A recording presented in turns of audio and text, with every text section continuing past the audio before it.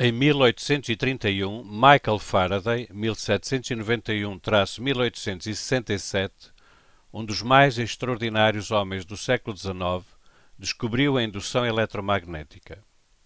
Este fenómeno, na sua impressionante simplicidade, pode ser observado com uma montagem semelhante à representada na figura. Liga-se um galvanómetro G, aparelho que indica a passagem de corrente elétrica, a uma bobina B, fio condutor enrolado em espiral, e introduz-se ao longo dessa bobina uma barra magnetizada M.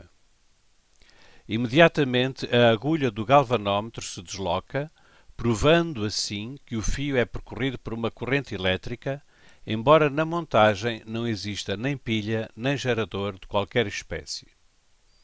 O simples movimento da barra magnetizada dá origem à corrente elétrica. Só existe corrente elétrica no fio enquanto a barra se move. Se a barra parar, a agulha do galvanómetro regressa imediatamente a zero. Qual é o nome da unidade do Sistema Internacional em que se exprime a força eletromotriz? Antes de darmos resposta a esta questão, que aliás é muito simples, vamos fazer uma pequena revisão sobre fluxo de um campo magnético, variação de um fluxo de um campo magnético, força eletromotriz e respectivas unidades do Sistema Internacional. Voltaremos para depois então terminar esta resolução. Vamos abordar os conceitos de fluxo de um campo magnético, variação de fluxo de um campo magnético, força eletromotriz. Suponhamos que existe numa determinada região do espaço um campo magnético B.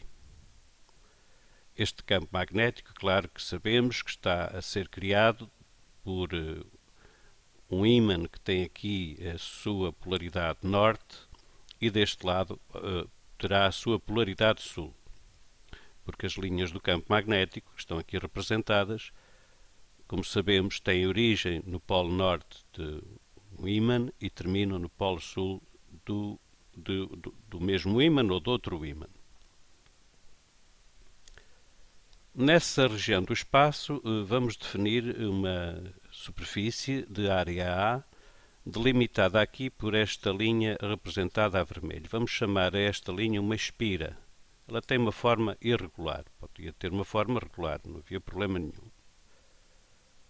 Perpendicularmente também à superfície definida por esta espira, vamos considerar o vetor normal n. Portanto, este vetor é permanentemente perpendicular a uma das faces da área delimitada, da superfície delimitada por esta espira. Define-se fluxo de um campo magnético B através desta expressão matemática. O fluxo do campo magnético B em unidades do Sistema Internacional é Weber, W maiúsculo B minúsculo, e é igual à intensidade do campo magnético B, portanto em Tesla, símbolo maiúsculo T, e é a área delimitada pela espira, em metros quadrados, e ainda, portanto isto são tudo produtos, ao cosseno de alfa. Repare-se que o alfa, aliás, é o ângulo que B e N fazem em cada instante. Neste momento, por exemplo, B e N fazem um ângulo de 0 graus. Mas a espira pode rodar. E, portanto, se rodar, o alfa vai modificar-se. E isso traz como consequência alteração no fluxo. O caso limite, por exemplo, será aquele em que o vetor n é perpendicular ao vetor b. Nesse caso, nenhuma linha de campo atravessará a espira. E, portanto, também o fluxo seria zero. E será zero. Mas é zero porque aqui o nosso alfa, este alfa que foi definido entre b e n, vale π sobre 2, ou 90 graus. E como sabemos, o cosseno de alfa é, no caso de alfa ser 90, o cosseno de alfa é zero. Portanto, o fluxo através da espira é nulo. Portanto, temos várias maneiras de variar o fluxo. Portanto, a espira pode rodar. Podemos deformar a espira.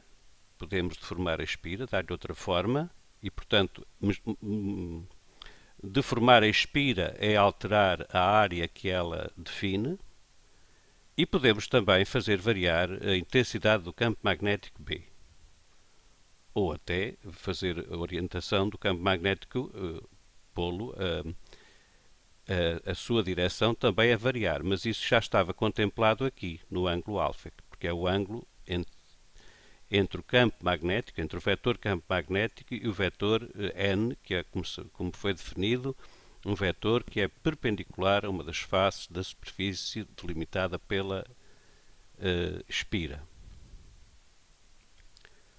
No caso de haver variação do fluxo do campo magnético B, como sabemos, surge uma força eletromotriz induzida na espira que vai originar uma corrente elétrica na espira.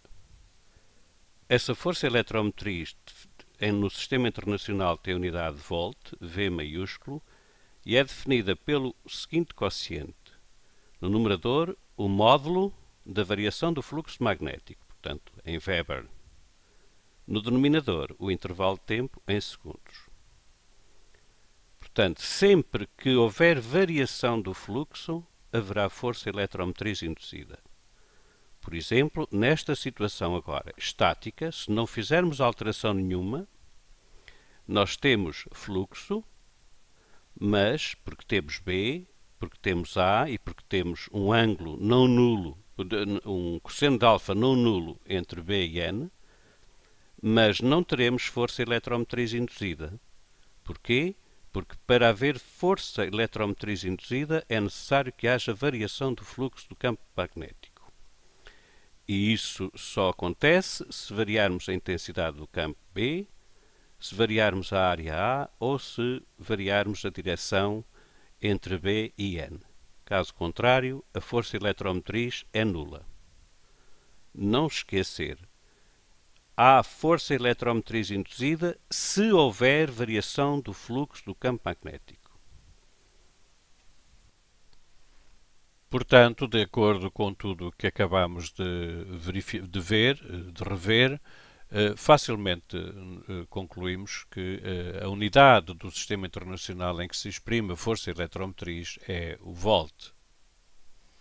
Volt, cujo símbolo será V maiúsculo.